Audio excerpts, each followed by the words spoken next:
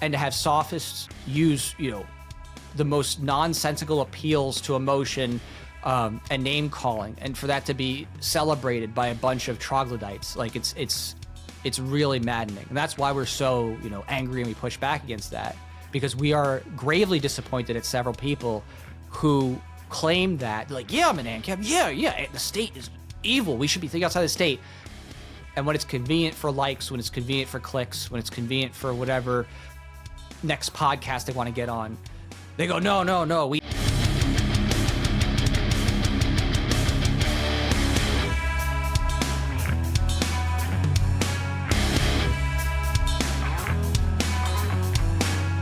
All right, welcome back to another episode of Drop the Mask. This is guaranteed to be a good one.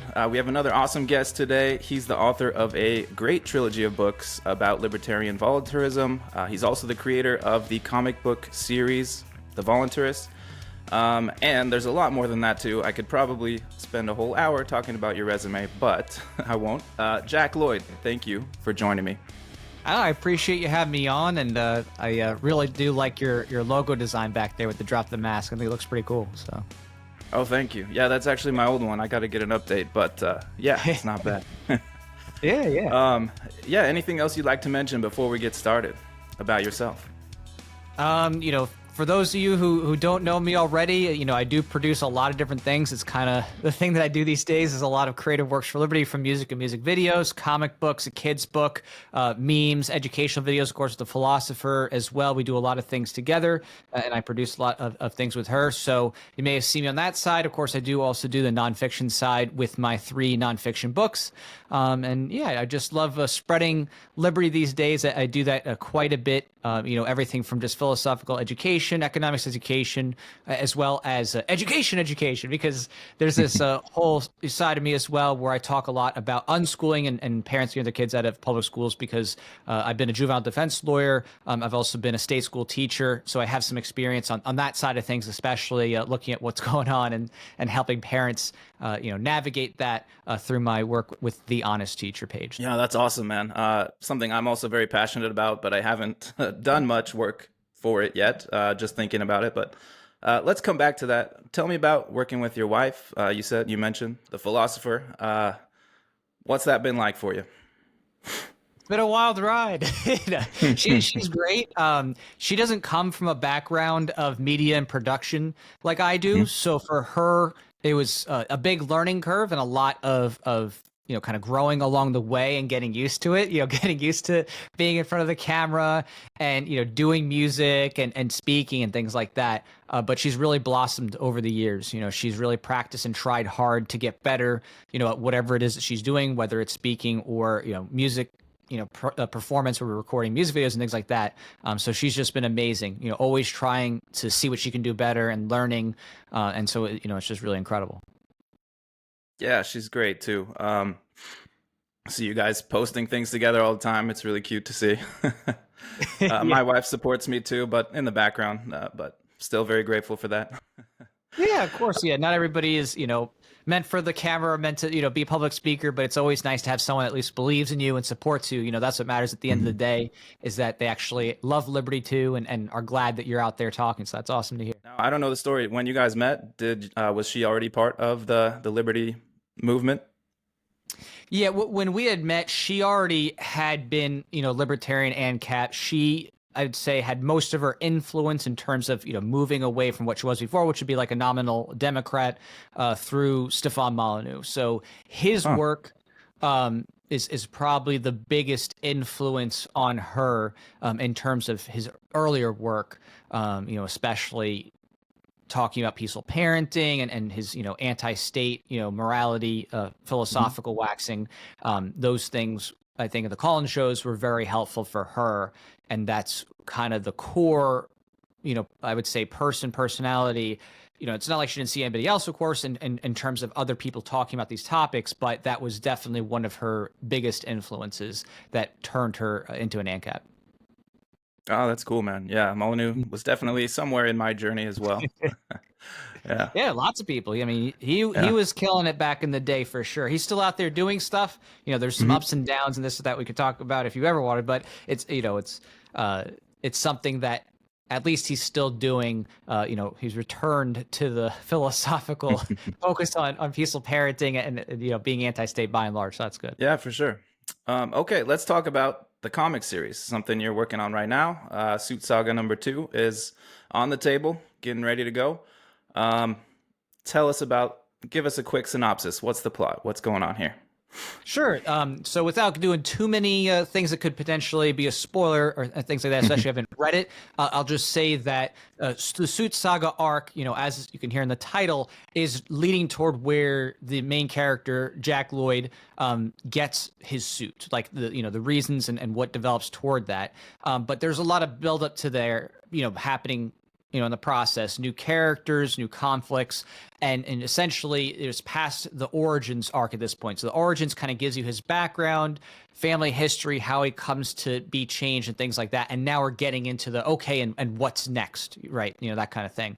So it's exciting because, I had to do a lot of background, in my opinion, of what I wanted to see get developed so people could really have a deep connection with the character. And some people, they don't like that as much necessarily if there's a lot of dialogue, because some just want to see action all the time. And it's not like there isn't action. It's just that I just thought that to really understand this character and to have this kind of rich history, you needed to have that dialogue and build up, from the origins arc, which, again, it's not that there isn't any action. There's definitely lots of action, but I do, have a lot of intriguing dialogues that build the characters and give you relatability to them, right? It's not just like, pow, you're dumb, that kind of thing, like a juvenile, like just, kapow, you're evil, There's a lot of thought put into it, and so it makes it way more engaging, in my opinion, which, of course, ties with the series being more for mature audiences. I don't think that my comic series is meant for like little kids. Some people make comics for little kids, but my comics are definitely more in the teens plus category, just due to language, violence, and things like that. Because it does have that. It does have some gore and some mature language. It's a lot of fun. I just got into it myself a few weeks ago, really, and just burned right through it. It's a good story. You don't even have to be a comic book nerd. I was definitely not before, but yeah, it's fantastic. Tell us a little bit about the origin. So the character, Jack Lloyd, is this an autobiographical account of your life? Well, the funny thing is it's not. Like, so I'm not that character. And I would say, like, virtually all the things that you can imagine about his background in life, they don't match mine. Certainly his parents, his upbringing, his career choice, personality, things like that. So I just use the moniker of Jack Lloyd. It was just meant to be a way to promote the character and to get people to look up that name and then, make their way over to the comic series. So that's basically why I'd done that originally. Yeah, it was just a way to try to promote the character in the series, because it's hard to get people to look into that or look up anything about it, just because, one, there's a lot of media out there already. I mean, it's just crazy how much information there's out there and entertainment and things you can see. It's overwhelming. And then two, being able to stand out with the work I do and trying to always draw attention to it is just necessary for something that is originally more niche. When I was doing the comic from the beginning, this is over 10 years ago now, I mean, it's just like, imagine trying to make a niche of a niche comic where, okay, I'm going to do a superhero genre comic that's already, its own fandom. And then, of course, it's going to have themes of liberty and even have a title voluntarious. That's another niche on top of that. So it's like, trying to dig a well that's like 100 feet underground. It's really difficult. And so I was doing everything I can to try to draw attention with anything I did just to get people to check it out or somehow stumble across it. So, of course, people wonder, is this like a self-insert or something like that? It's like, no, it's not. So anybody who knows me would be like, no, obviously I didn't have his family and I didn't get the degree he has and different things that, you'd see about his life that are just not me. So yeah, it's just a way to promote the character and get the word out. Well, I really like the entire premise and the tagline, humanity's last stand against government, spoke to me, obviously, as an ANCAP as well. And it would be awesome if we had some superpowered individuals fighting against it. Do you think that's what it would take to get over the hump and actually knock government down? I mean, it definitely takes some level of superhero psychology, because there's so many things pulling at people to compromise day in, day out. The media and the government and just even people on the inside who tell you to compromise, tell you to sell out, tell you that you'll never win, tell you you're stupid, you're nothing, you're, autistic, or you can never be real world, all that stuff. It's nonstop. So it does take like almost a superhero level of intellectual resilience to stay the course and stay principled through and through, because you have every type of thing you can imagine telling you to stop. Whether it's people who are just pure antagonists like communists and socialists, or even people who supposedly are on your side. They claim to be libertarian in name, or they claim to be, ANCAP, fewer of those, but, they claim to love liberty. And they want to shut you up and they want to shut you down for staying principled and speaking out, in the same way that someone might be a slavery abolitionist. It could be the year 1650. And you're like, you're crazy. We could never get rid of slavery. It's natural. And what would the slaves do? They wouldn't be able to read or hold jobs, right? You'd have the whole world against you and saying all of human history is slavery, slavery, slavery. You're never getting rid of it. You just have to deal with it, make it a little better.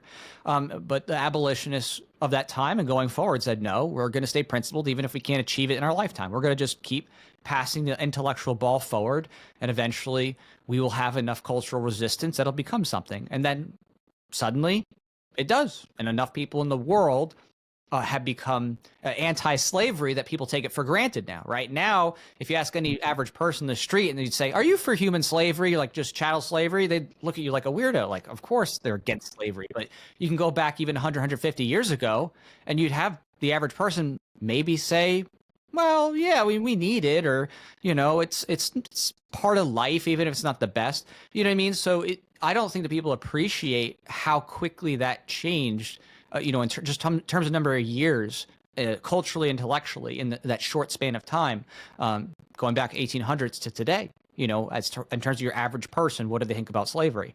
So I appreciate that. I have a very longitudinal view on culture change.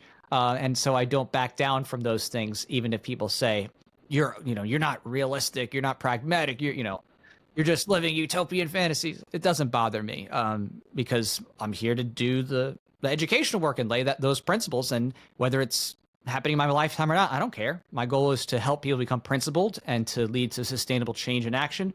And those people are going to pay that forward for their kids, and then their kids, for their kids and so forth, if those principles are held as a cultural norm, which is not weird. It's, that's the drift of every cultural norm throughout history, right? Nothing ever just is day one, it's totally different. Day two, it's something else. It's typically takes time and evolution of ideas and people adopting and changing. So yeah, definitely. And storytelling is a big piece of that puzzle, I think, in persuading people, getting people to understand the point. If you have a story like your comic, and there's just things mixed in where, hey, the government is doing this to us, they're trying to take my dad's farm, they're trying to do all this stuff, you start to see it in your everyday life. And I think it's a slow trickle, but it'll happen. So I appreciate it. Definitely. Yeah. It's something that is not even unusual for us. We can easily point to someone who impacted the culture that way, right? Ayn Rand. She wrote fiction. She also wrote nonfiction. Her fiction impacted a whole generation for liberty. Even if she wouldn't call herself a libertarian, her values are essentially big L libertarian, minarchist. And that shifted a whole generation of people's thinking through using fictional people. So it's not something that's unheard of or weird. It's normal to use stories, even fictional stories, to inspire or teach moral lessons. So the more that libertarians and ANCAPs adopt that mindset and realize, oh, okay, it's not just economics education, but you can also use fiction to teach. I think that people will realize that they have lots of tools at their disposal for shifting culture, right? It doesn't just have to be an academic white paper. You can make things that are entertaining, but also cause people to think and change. Yeah. Hey everyone, let me take a quick pause from this interview and point you toward my Locals channel. There are now 2 bonus episodes there that are free to access, and coming very soon is some extra content from this very interview with Jack. Those are free for everyone to access, but Locals is the only place that you'll find them. And if you do want to help support me, you can also see all my old episodes there. I've got both great interviews and some solo content that is not available anymore anywhere else. And I try hard to keep it really relevant for any time. So it's not just talking about the news like a lot of podcasts do. I'm getting deeper into the theory behind what's going on in the world, so you can always go back and learn something. Find it at dropthemaskpod.locals.com or just click the link in the description. Let's get back to the show. And you've got a whole chapter about this in your books. Actually can't remember which one, but got 2 of them here. Vision for a Libertarian Future. I believe that's the one. You've got a whole chapter about education. There's the Each full book trio. definitely, yeah, each book definitely talks about education, vision for a libertarian future. Yeah. We have philosophical voluntarism. That's my latest one, and the original definitive guide, libertarian voluntarism. All of them do touch on that topic at some level, just because I think it's so important. It's so pervasive. Everyone themselves at some point was probably schooled or has a kid who's currently in some schooling of sorts, and so it's very important for everybody to hear that. So. Yeah, these books are great. You're not just laying out what's wrong with the systems, you actually have a plan. So, one of the things you talk about is taxation. You say that's the root of all of the oppressive state action. And you actually lay out a 10-year transition plan away from taxation, which, yeah, it's not just theory, you're laying out a strategy. What does that plan look like? So Or at least get us started. Sure. Yeah. The 10-year plan, just in summary, is this idea that I wanted to give people to help them think through moving past the state. Because, in all the years that I've been doing this, one of the most common things people say is, what's your plan? How do we go from point A to point B? And I'm like, okay, I get it. You just need to see something that helps make it feel tangible and real. So what I did is I took together, some of the most common real world things. So I didn't just make up pie in the sky things like this has never been done before. I have real evidence to point to in different places around the world, some places in America, but different places all around the world where various things have been done to move away from tax funding or government control. Whether, it's dealing with government auctioning off land, or whether it's dealing with lottery and support, or whether it's rethinking citizenship. All these different things are not even unexplored. These are things that have been implemented in different ways, in different places, different countries.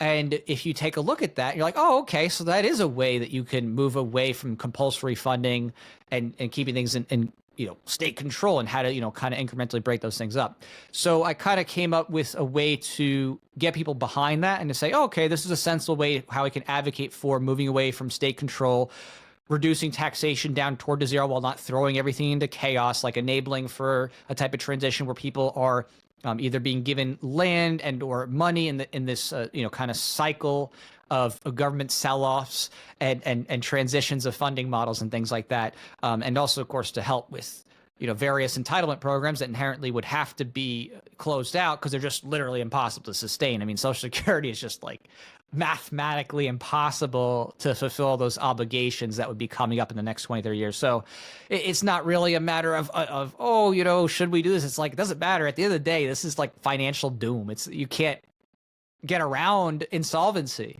So you need to come up with something to say, hey, you're going to have to take some losses, but at least we can make it less painful. At least you can get a lump sum out, and we can sell some things and move away from that and just recognize that this was a Ponzi scheme from the beginning. You can't escape that economic reality. So it's just different things like that I put together, make it easy for most anybody to understand. They could read on a weekend and be like, oh, okay, I get it now. I see what you're trying to do when you say you're an ANCAP or a libertarian voluntarist. It's just giving people a roadmap that makes it relatable, and also they can look at my citations and sources and go and see how these things have been implemented elsewhere, or check the different things that I talk about when it comes to the government, what they have and what could be done. Yeah, it's awesome. And you do write that eliminating the income tax would be the first step of that plan. You've also been very critical of Donald Trump's idea to eliminate the income tax and replace it with a tariff. I think we both love the first part of that plan, but tariffs really kind of spoil it. Do you think that would be a step in the right direction at all, or is it just all bad news? So yeah, right. I love the idea of abolishing the income tax. Heck, of course. Like, let's go.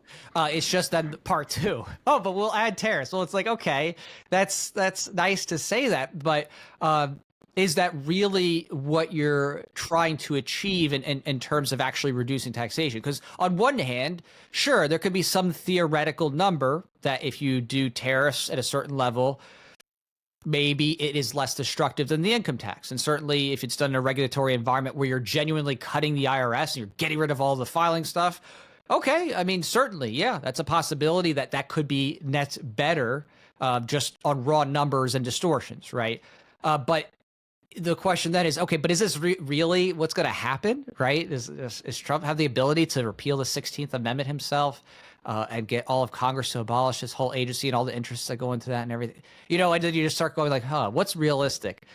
he's going to just add tariffs, isn't he? So it's like he added tariffs last time. I signed off on that bill, no problem. So that's kind of where I come in on that, where I'm like, all right, you guys are, this is just ridiculous. I mean, that's nice that you think that he might, and he's not even the one who's necessarily saying this in his platform, right? Because that's the thing I always like to point to. It's like, why would you believe any campaign statement or even just thought that's like 2 weeks before the election?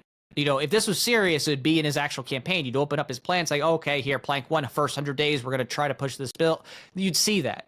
And that's still probably not passed, but at least it'd be like, oh, you and your team thought through this. You're like, this is serious enough for us to adopt this in our actual plan. And we're going to put this here, rubber stamp it with our whole team, right? Like that shows the effort.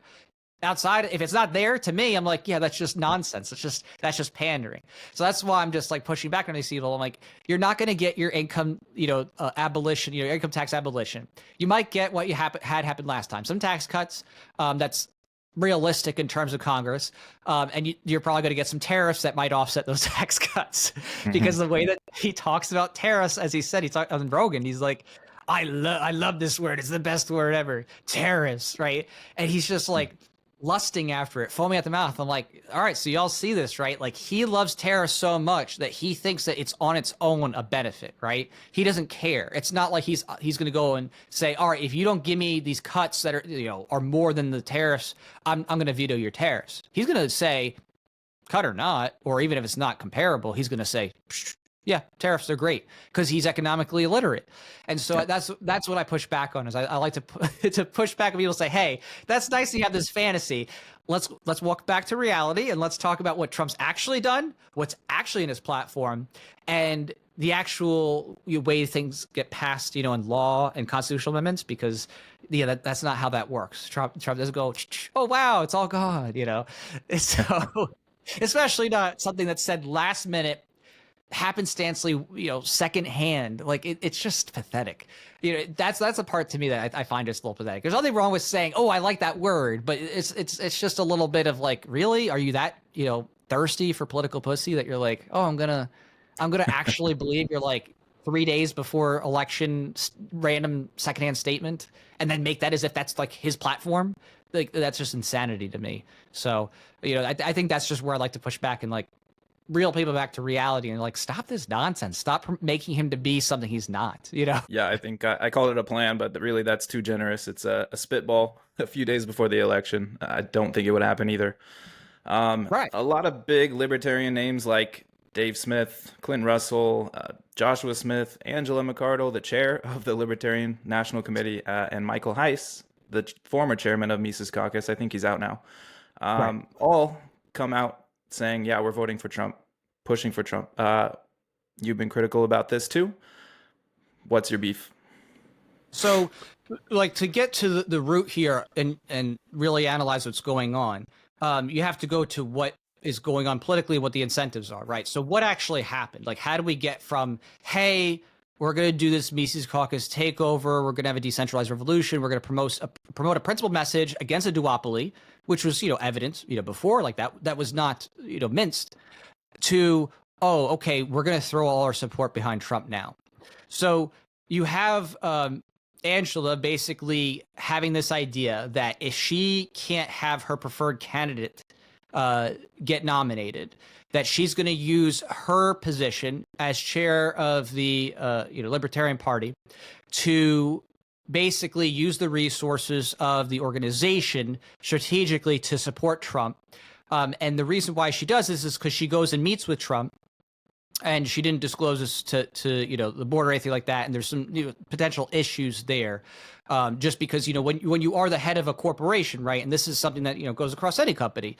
There's going to be aspects of fiduciary duties, legal duties to the organization based on the organization's bylaws and things that you would do even out of courtesy, right? A broad spectrum of potential things that you need to be forthright about, and also could come into conflict, as relates to membership. So she does this, and their whole spin on it is basically that, well, Trump says that either he's going to abolish the Department of Education or put a libertarian in the Department of Education, and maybe he'll give us 1 or 2 lower level staff jobs, and he'll free Ross. And if he does that for us, that kind of thing, then that's worth, basically doing whatever they can tacitly or in some cases directly, as we've seen now in secondhand, to support Trump.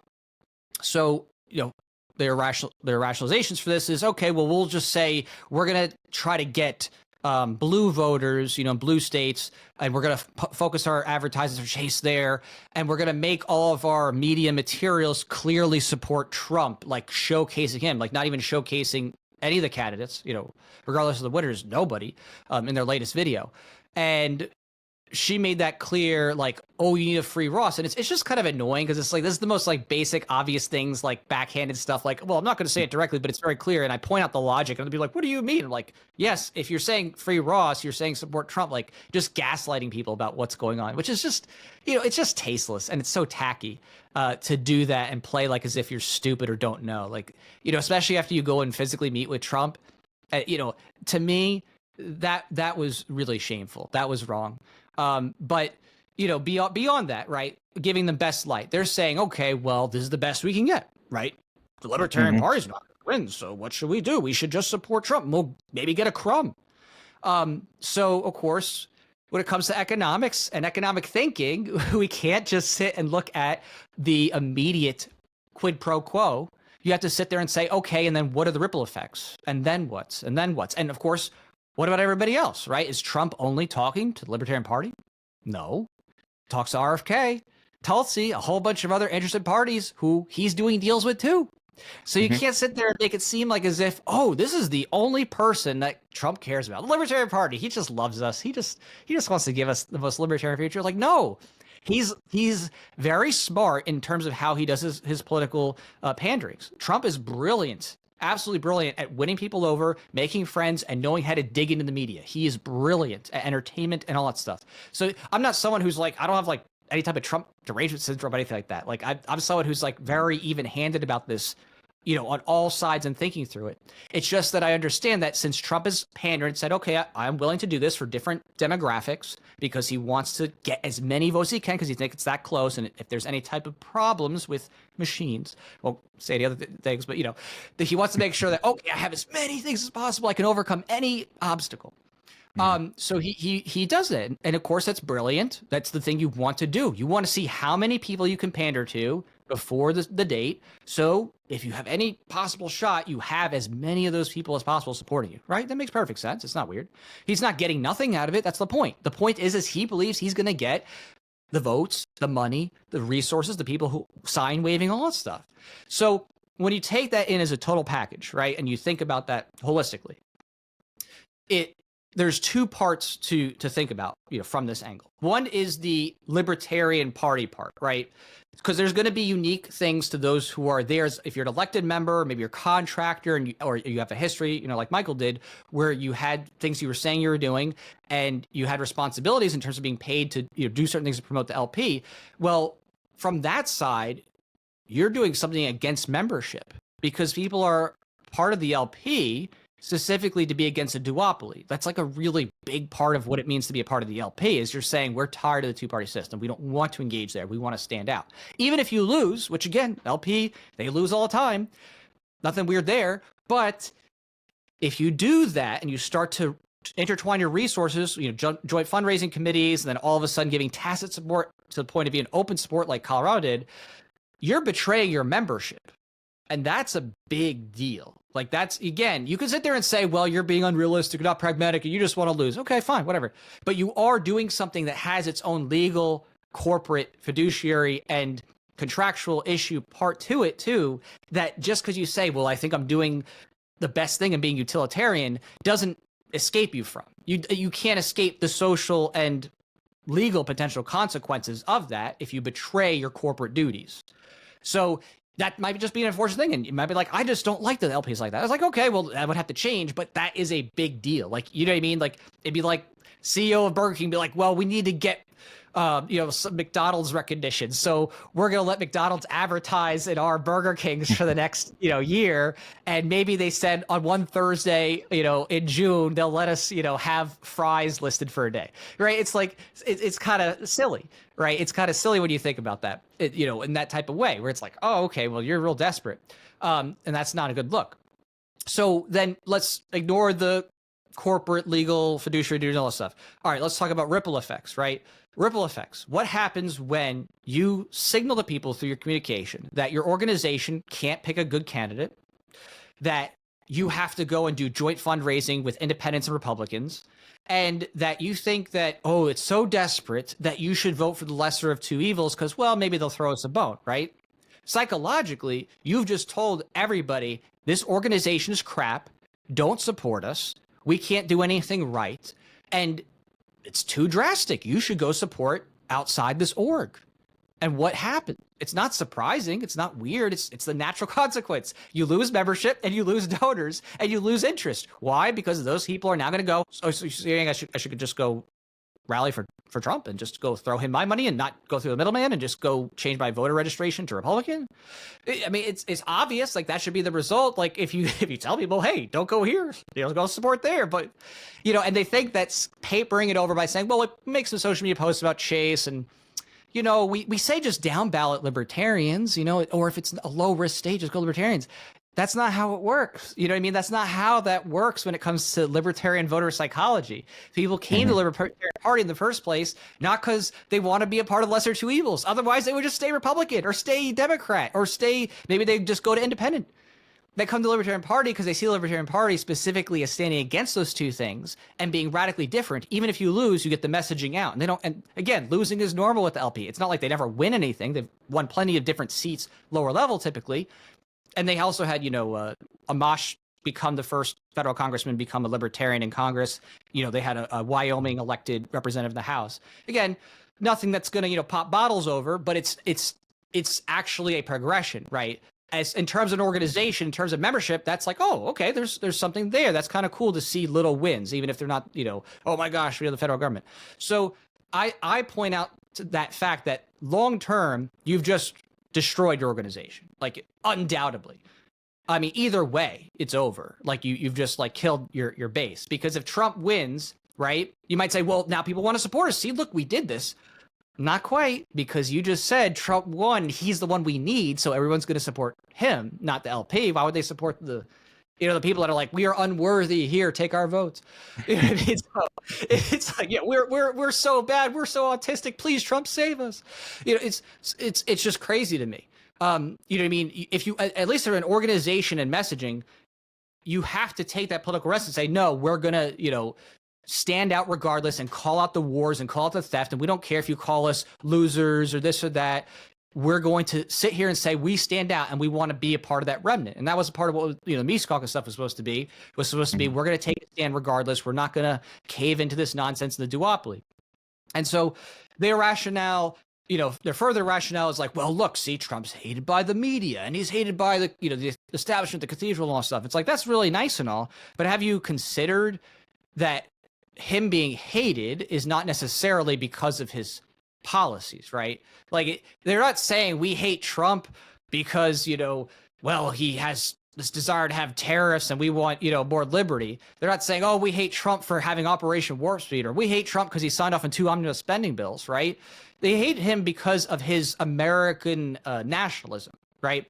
These are the people want their DEI globalism. Trump wants what he calls America First nationalism, but it's just basically like a 60s nationalism, liberal progressivism, right? It's literally just like, well, we want this artificial strong America through protectionism and a strong federal government, and basically he said we're not touching Social Security, so he's not really substantively doing anything libertarian. It's just really more like centrist policies you'd expect in most any election, not really.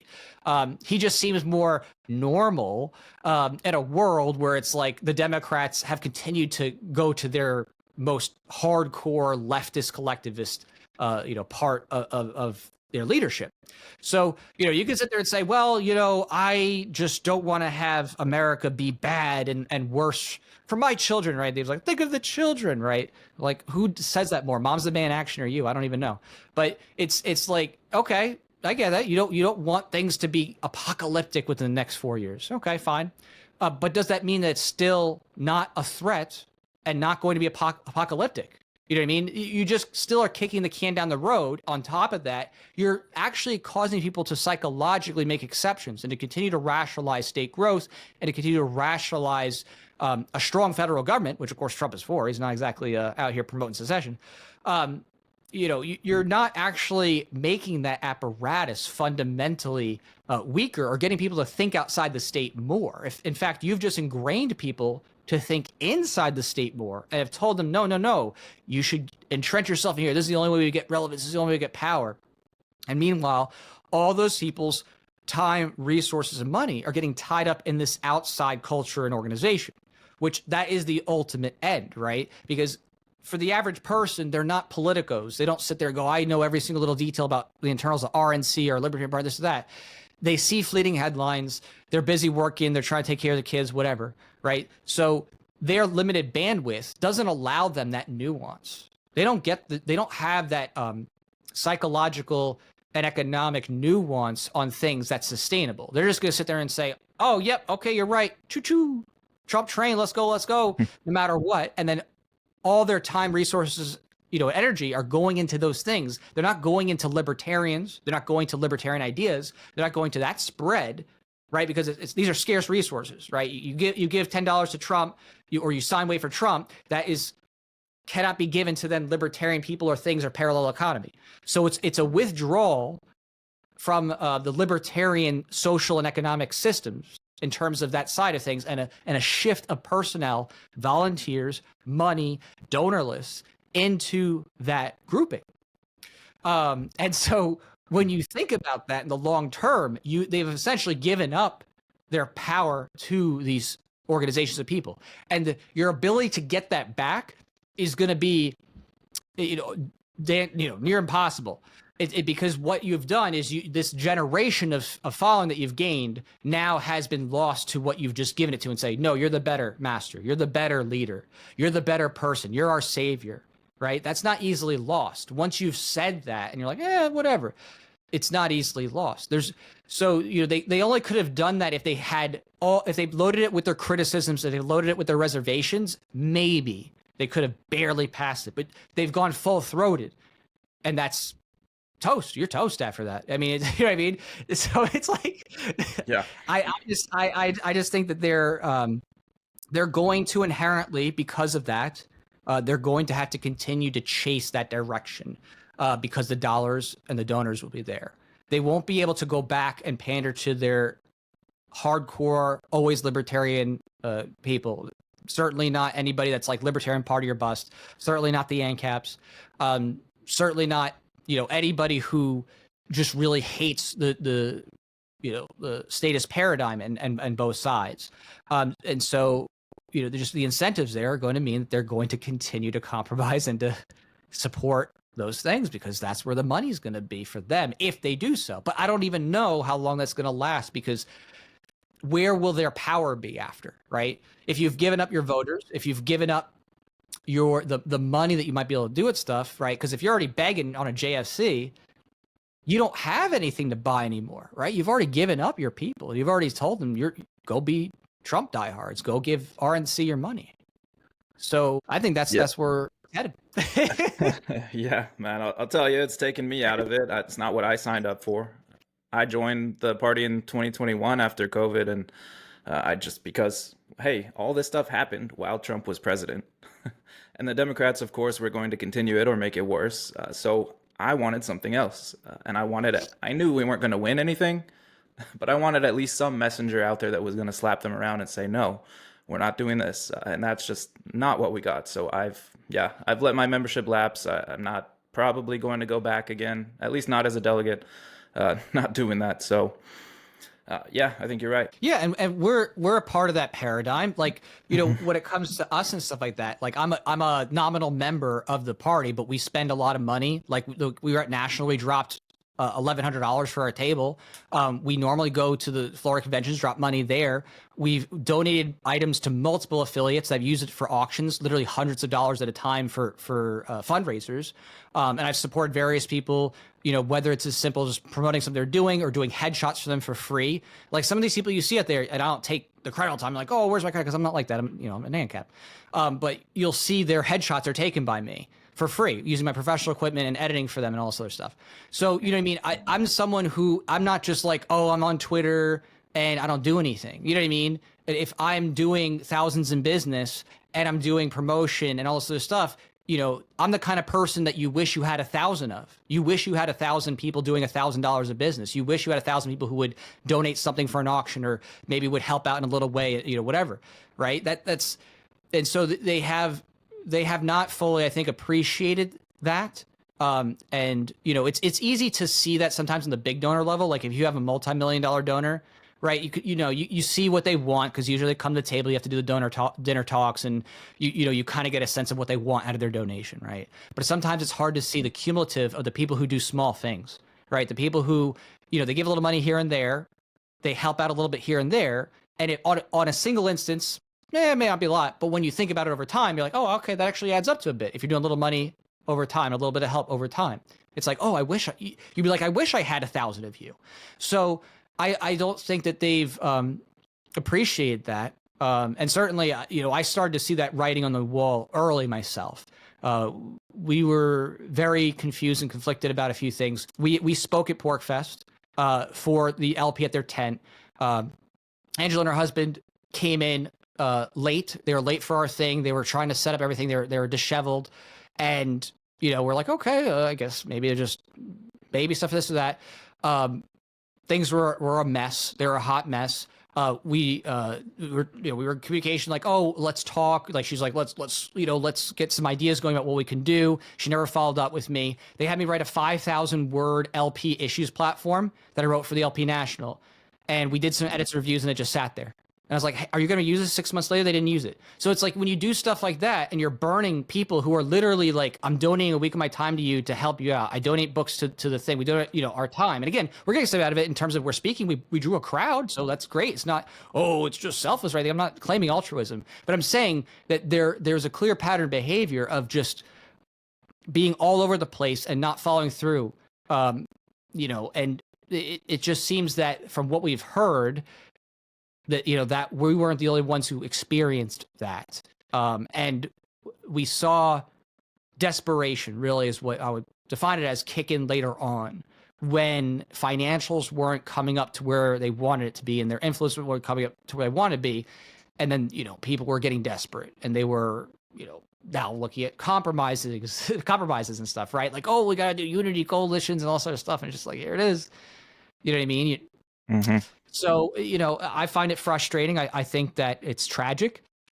I don't think that the people who are currently running things can save themselves in terms of what they've done. I don't think they'd be able to apologize and make amends. I think that in a political situation, that, you know, they've burned a lot of goodwill among people from what I've seen.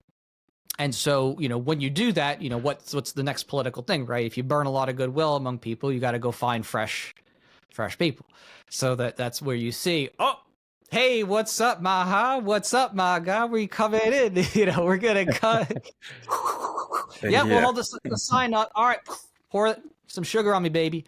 You know, and it's sad because to me, I mean, I'm just sitting here like, dude, if we could have had just one conversation and actually talked about, hey, let's make things actually entertaining and fun for the LP and actually do fundraisers where it's fun. You actually have fun in fundraisers, doing silly gimmicks and stuff like that. You know, whether it's like doing a dunk pool of Michael Malice, just anything that's actually entertaining and fun and engaging instead of so doom and gloom, which I think, you know, at least with the new Twitter that we have with X, there has been a lot of that, you know, the self-feeding cycle of black pilling, doom and gloom stuff all the time. And when you're in that situation, you're very financially desperate and you're worried about where your next paycheck's coming from. It's very, I think, difficult for someone to function in that and to not have that fear impact the work, you know, what comes out. And that's what I saw from behind the scenes, is that there was a lot of fear of people not having their expectations be met and then not having their bills be met and then thinking, oh my gosh, I got to do whatever I can to get the next thing. And it's like, you know, that's not good. You know what I mean? You can't be in that position, you know, and that's why me and Fudd do what we do, because we have independent work, right? We don't have to worry. Like, if we don't say the right things to our fans, like, we're done. Like, we don't have to worry about that because we have our own independent work. So we can just stay principled and not worry. I think that's a very dangerous, precarious position to put yourself in if you're in this liberty type of stuff, especially in politics, and you're worried about, oh my gosh, if I don't pander, I'm not good. We're not going to pay the bills. It's not good. So, it comes with that territory. You know what I mean? What happened with you in the Mises Caucus? Because I know that you were at least in their marketing material, your photos, you and your wife, and sounded like something happened where they just shut you out of it. What happened there? Yeah, we actually don't fully know. Still, we basically one day all of a sudden we noticed that their national account wasn't following us like they normally do. We're like, okay, that's weird. What the heck? I go to the Facebook group I've been a part of for many years. Was the top contributor there, and all of a sudden I'm blocked from it. So we're like, what's going on, guys? And we saw like one person who had, was unfriended, and we try to like follow up on and ask around. Nothing. So the closest we got is maybe because we pushed back against the direction that they're going with possibly the JFC and Trump. But it's I'm not exactly sure. It's just that's someone said, oh, I asked, and and that was possibly it. So we're just like, okay, well now, and before it wasn't, the Mises Caucus wasn't even like openly doing that either. Because they're separate from, as you said, Michael and them, but now they are.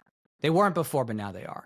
So to me, that's a betrayal of, everything that we signed up for.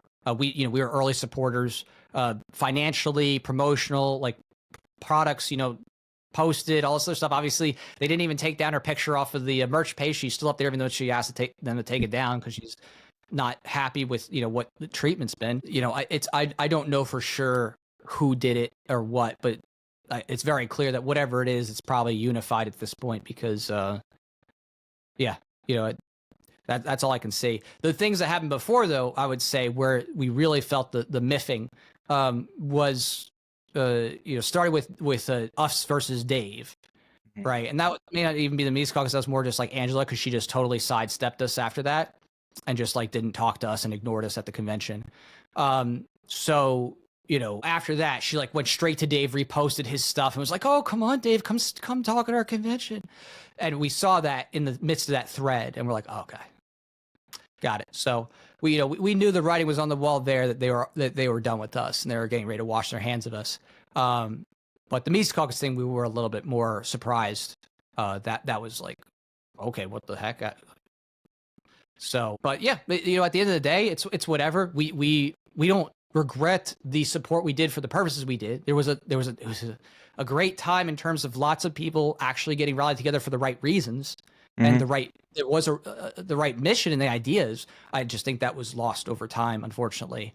And that's why it's such a shame to see these rifts, man. It's just sad because there's not that many people on board this train, and when those people are not getting along and working together, it's really sad to see. Yeah, I mean, it's I think it's the nature of politics too.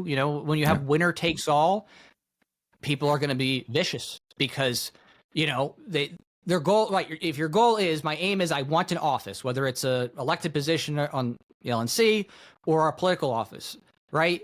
There is no second place. Either you win that seat or you don't. So people who want to have power will do whatever they can to get that power. And the LP is by far not immune to that. So still a democracy. It is. It's horrible. I really hate it. I hate that structural part of the LP. I like the idea of the LP as being a bridge to the gap thing for people to educate them. But it's, the way that they still, it's so democratic is terrible. But it's something that fundamentally, is just not going to be readily fixed. With everything that's going on, all these different problems that people have, I think is going to be rife. And I would say also to, piggyback off there, some people be like, oh, well, the LP is dysfunctional. I'm like, stop. That describes the RNC. That describes the Democratic Party. They have their own internal fights, all that stuff. So that's nonsense too. This permeates all across political parties and the nature of politics. That's why I hate politics. That's why I'm an ANCAP. I actually loathe it. And the only part that I tolerate is just this idea that, hey, during election season, there's some people who only want to, pay attention during that time. And if there's something there like the LP where they could be like, okay, what is this other thing? I'm so tired of left and right. At least that could be a bridge the gap. Hey, learn about Austrian economics, learn about liberty. There's another way to think. But, right now it's forget about it. I mean, the LP is going to lose that optic and they're going to own whatever Trump does. That's also the other big danger is that when you full throat Trump like that, you know what I mean? Even if he does something good, you're like, oh, he frees Ross. Okay, that's great. I'll praise Trump for freeing Ross. That's awesome. Wonderful. If he does it, I'm happy. I'm not going to be upset about that. But anything else he does bad, guess who's going to get that? They're going to say, oh, well, he represents the LP. See, they support him. This is what LP, libertarian ideas are. Tariffs. And then also people are supporting tariffs. So that's a good point. I didn't even really think of that. 22. Yeah. I'm just talking about it from the psychological aspect. This is the nature of politics. I've been doing guerrilla, outreach for a very long time. I've penetrated in ways that people could only dream of when it comes to reaching the broader culture. You know what I mean? And seriously, it's a select group of people who have been in those early, online viral content things, from the beginning, and especially they've been attacked, right? They're part of the specific censorship. It's a real information war out there, and it takes a lot to break through all the censorship and all the different ways that these companies are intentionally trying to subvert and shut people down.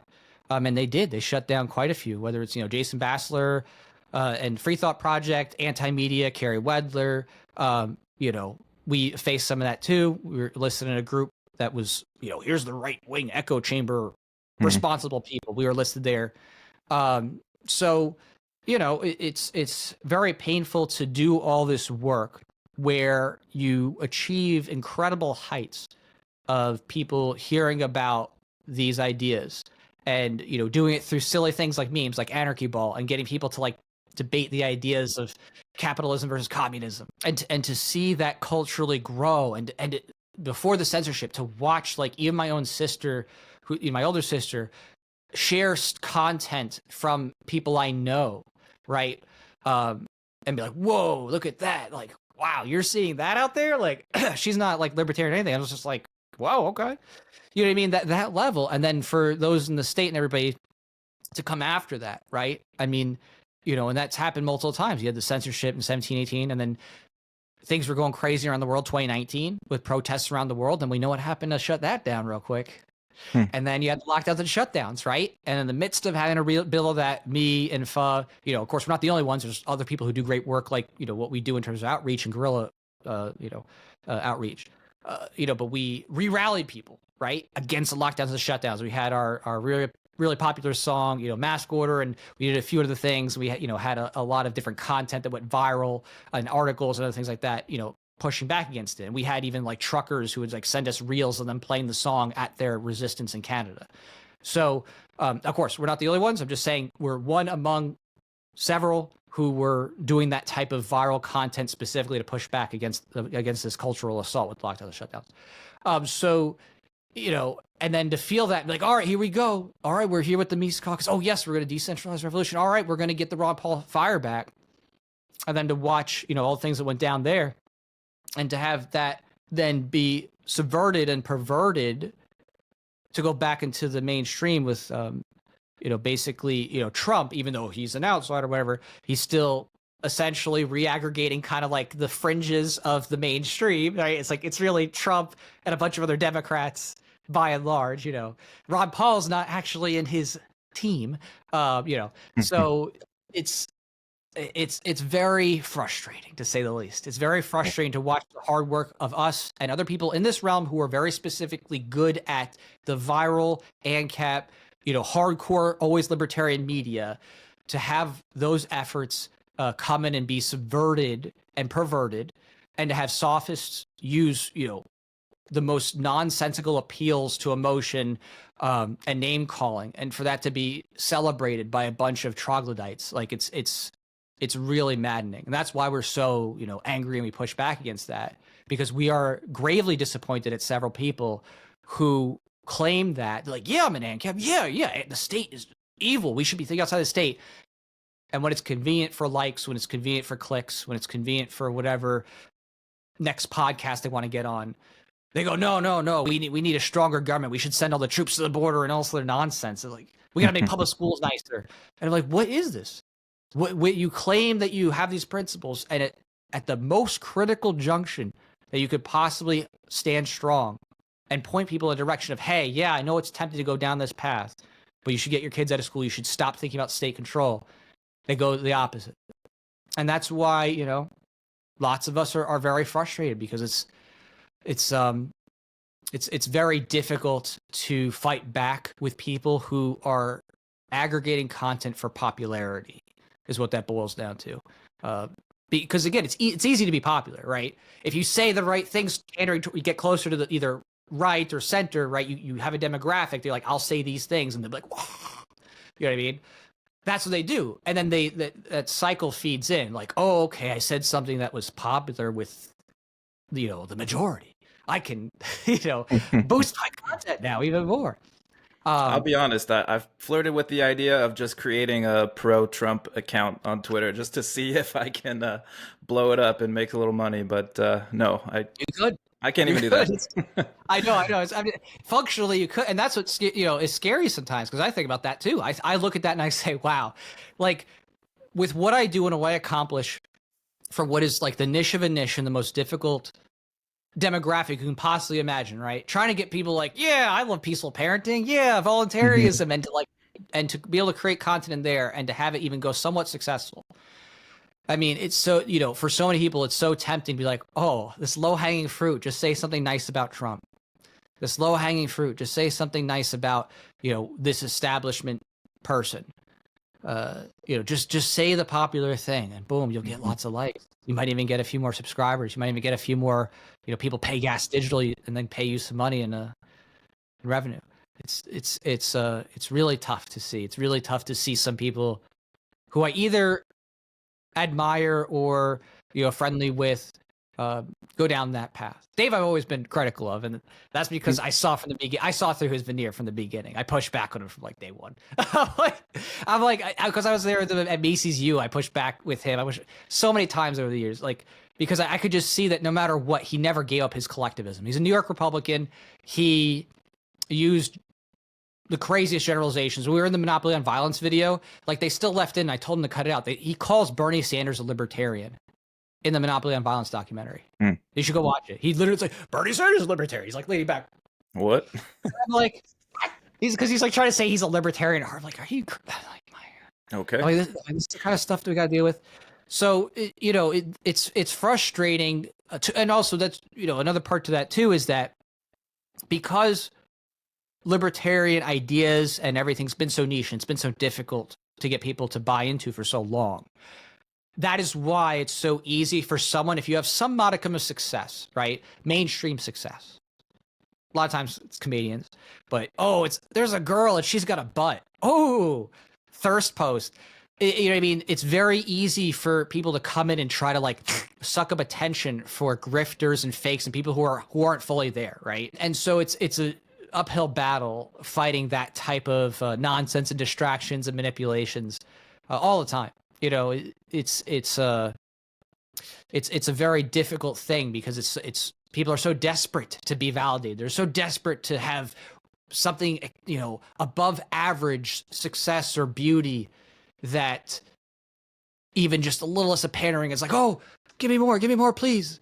You know, and it doesn't surprise me though. I mean, you look at history, look at different groups of people, and you know, you go back to even like biblical things like, you know, the Israelites in the desert, like how could they possibly start worshiping a golden calf so soon? They just got out of Egypt or something like that, you know? And you're like, oh, I see how they do that. Okay, yeah. It doesn't take that long for people to forget the horrors they came through and the lockdowns and shutdowns. It doesn't take that long for them to be like, oh, right, Trump was literally, he promoted the shots and then he kept doing that for years. Right. And all those people died and had injuries because he signed off on $10 billion to Pfizer, okay? Mm-hmm. But okay, he's our guy now. It's just and crazy. Took credit for lockdowns and yeah, called out the states that didn't want to do it and saying that they were going to have a hard time from him. And he never has apologized, not publicly. Yeah. I mean, you would think that maybe that might be in his platform, right? Like maybe in his platform, hey, Line item number 12. Never again. This country will never be locked down, shut down ever again, right? Easy, low-hanging fruit. Especially RK people. Why is that not on his platform? Because it doesn't matter to him. He's like, he would also have to admit some fault in that case if he said that. Oh yeah. And when you look at how he's very, aged, right? Yes, he takes, I'm sure, lots of different cocktails of drugs to keep him, peppy. But he's at an age where you don't expect someone to have a material change in their life at that age, right? You're in your 70s. It's like the chances that you're actually going to change, especially when you're in a political seat of power and your habits and patterns of what it was that you did to get you to where you were, right? If you're that old, are you really going to change those things? Or you're like, no, the things that I did got me to where I am today, right? You're gonna be like, no, the way that I thought, the way that I acted, that's how I got to be a billionaire. That's how I got to be a TV show, superstar. That's how I got to be president, doing things my way, right? That's what I see. I see that as he has this idea of what he wants for America. And I think, to me, it seems almost like some Reagan era, like 80s kind of vision for the government. That's what I personally think of him as doing, which again is not reducing the government by any measure. It's just, here's my way of making things efficient and Reaganite, but yes, we'll still have great benefits and all sort of stuff. We won't get rid of the, So it's just that when you look at that and you take into consideration, where he's at in his life, it just doesn't make any sense that he would be materially changing on the core aspects of what he wants.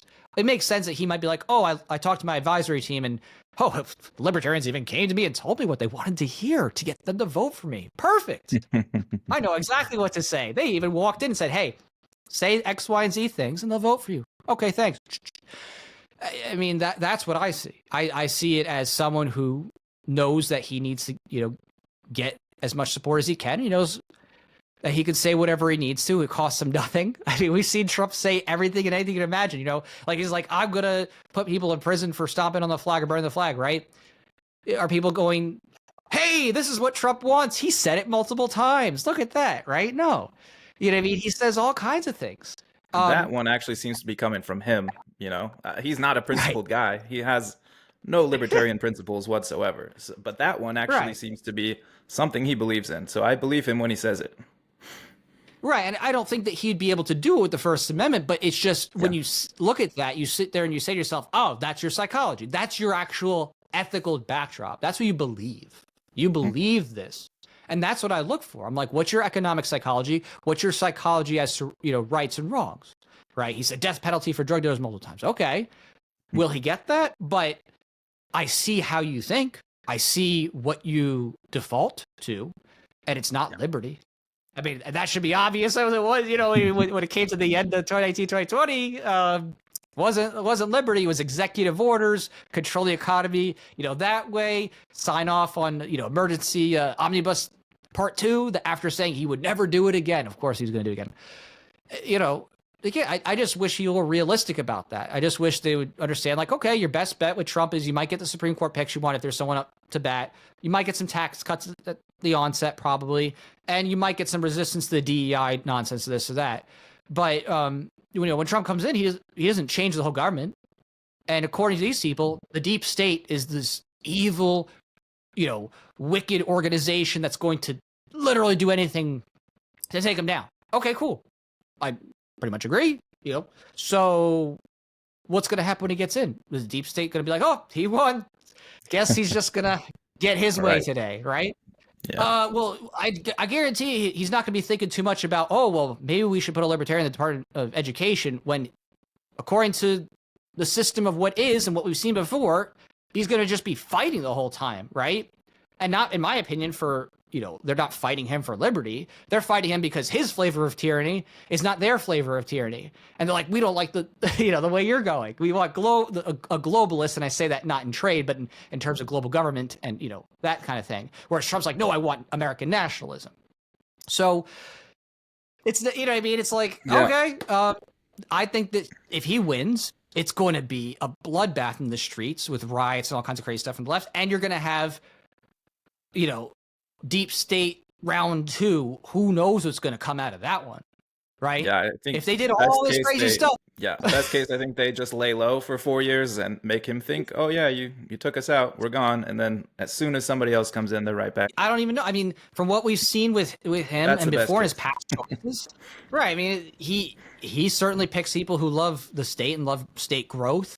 Um, I always hope for the best and wish for the best. It just when I just try to look at it and say, okay, what's the evidence? What's actually there? What's empirical? What has he said and done?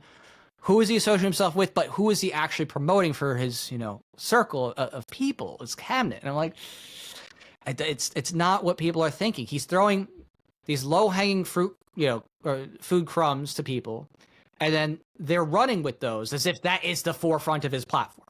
That's what I see. They're like, oh my gosh, he gave us a crumb of political this or that. And it's not even him. 90% of the time, it's like Elon Musk saying something. I'm like, yeah, well, Elon is not the president. So that's nice, but cool. I mean, Jack Dorsey retweeted Anatomy of the State, which is like, well, that's cool, but it's not about an election than pandering. You know what I mean? I'd be much more impressed if Elon Musk was saying these things at the end of 2022 or the beginning of 2023. I'd be like, oh, okay, that's pretty cool. It's not actually, tied to like, oh, an election's about to happen. He's actually just saying this just because he wants people to know, not because he wants to, maybe my guy is going to win. That's the rub for me. I'm like, and it's like, yeah, I mean, if you want to go vote for Trump, you can. But I want you to understand that the way that you go about that, if you're being loud about it and you're being deep-throated about it, you're going to hurt yourself. If you're an organization, you might hurt your optics potentially if you're, trying to get people to understand economics. And now they're like, wait, but I thought you liked Trump, so tariffs are great. It's counter to, successfully and sustainably changing minds. Again, it's one thing to say, hey, Trump is terrible. He's a little less terrible than Kamala, and whatever. I just don't care at this point. I just wish that things weren't as bad. Okay, fine. But that's a far cry from, all right, everybody, send your money, send your people to the office, and start buying signs and holding up Trump signs, all this other stuff, and we're gonna, that's not the same. You know what I mean? So yeah, it shows a lot of fear, a lot of desperation, and I get it. I get that it's hard for people to to feel like the future is going to be safe and secure, but they have to come to terms with the fact that it's not going to be, safe or secure if Trump is openly saying, I'm not touching any of these government entitlement programs. He's, not saying anything material in terms of his platform about reducing the actual total size, power, and scope of the government. I mean, it's clear in his own platform. He specifically mentions a stronger military, right? Maybe he's not starting a new war or something like that, but cool. I mean, Trump doesn't live forever. So when he makes that military stronger and he makes that police state apparatus stronger, what's going to happen the next time? So that's whatever. Yeah. Well, hey, I think we went on long enough about Trump. Let's finish off with something positive. Last I checked, your Suit Saga 2 comic is now 65% funded with a modest goal of $5,500. Tell people about what you're looking for. What do you need? How many people you got working on this with you? What goes into that production? Sure. Yeah. So when it comes to the comic production process, I'm the writer, producer, letterer. So, basically I'm making the story, I'm creating the campaigns, doing some graphic design, doing the letters inside the comics. So the speech bubbles and this or that. I do, some layouts, this or that. Then I work with a team. So I have, an artist that's a primary, a penciler. I have a colorist and inker as well, who I work with. And then we have different cover artists. And one of the cover artists this time is pretty cool. His name is Igor Teixeira. And some of you may know him from Rippaverse because he is the Rippaverse lead creative artist there for Eric July. So we have a relationship that goes way back. He actually is the one who did my cover here. He actually made this cover, so that's pretty cool. He's still kicking it over there, over at Rippaverse. So I love that work and what they're doing there too. So big shout out to them. They did a big shout out for me. I was very appreciative. And so yeah, we have a bunch of different people working on it and working together to create the comic. And there's a few other perks that come with it too.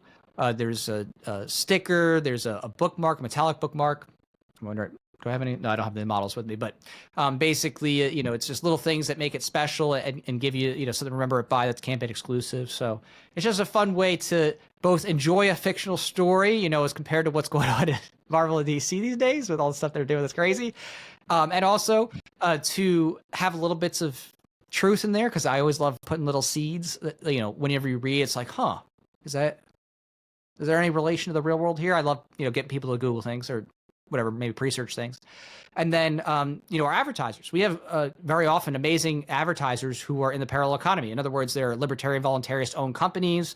They have, cool things from maybe coffee products like CJ Roasting to search engine like Pre-Search to CBD products like C. Michael Pickens and his company. So, it's a fun little vignette of the libertarian culture. Whenever you get like comic, you get a story, but you also get a little bit of, what's going on in the Liberty world, and who's making this or that. It's really cool. So I like to think that my series provides a little bit of everything, a little bit of entertainment, education, and a little bit of economies. Yeah, it's really great. Where can people go to support you and find your work? Definitely, they can go to my main website, Volcomic. That's V as in Victory, VOLCOMIC.com. But we're on Indiegogo and Fund My Comic. So Fund My Comic is a free speech oriented platform. So if you want to check out, get on that note of finding more people to support in the parallel economy, they were specifically created to deal with the censorship that Kickstarter had. So they support creators. They're not there to police people's content. It's just, basically as long as you're not doing anything that's, violative of people's rights, that kind of thing, then you're good to go. So I have the comic also on fundmycomic.com in addition to Indiegogo. So you go to either one, type in Voluntarius, and you'll see our latest comic campaigns there. But you can also go to the website, volcomic.com. And from there, you'll be able to navigate to both past issues and, of course, the new campaigns. And soon enough, we're going to be redoing the website. We actually just did a new website that just launched for Voluncap One Shot, our new series that's going to be coming out in December. And what's really cool about that is there's a little bit of sneak preview teaser. There's an awesome animation there to check out. And, when you click on there, you can sign up to be notified of when that comes out. And I think that's going to be probably the best thing we've ever released. Like, I just can't imagine that people are not going to be excited because it's this woman who is a competitive shooter, private competition, guns and things like that. And it's just something I haven't really seen before. Usually, it's, you're CIA or FBI or ex, military or something like that. There is very little, it's a private good guy with a gun and it's totally private, gun use, that kind of thing. So I wanted to bring that in. I just haven't seen anybody do anything with competitive shooting like that before in the comics world, as far as I can see. And it also ties into the Voluntarius comic book universe. So it has something that goes into there with a new character. So it's a lot of fun, and we'll be launching that, I think, probably end of November, early December. Awesome, man. Well, keep up the good work. It was great talking to you today. I would love to do this again. Go follow Jack, go find his work, and thanks for watching Drop the Mask. We'll see you next time. Thank you. Thanks for tuning in to Drop the Mask. If you like this episode and you want more from Jack, go find it at dropthemaskpod.locals.com, where we talk about flaws in the public education system, something that I'm very passionate about as well. I've got monthly bonus content there, and when I start getting some more subscribers, I'll be giving away some extras as well. Also, go help Jack and find his awesome comic book series at volcomic.com. That's VOLcomic.com. I'll have the links in the description below. Thanks again.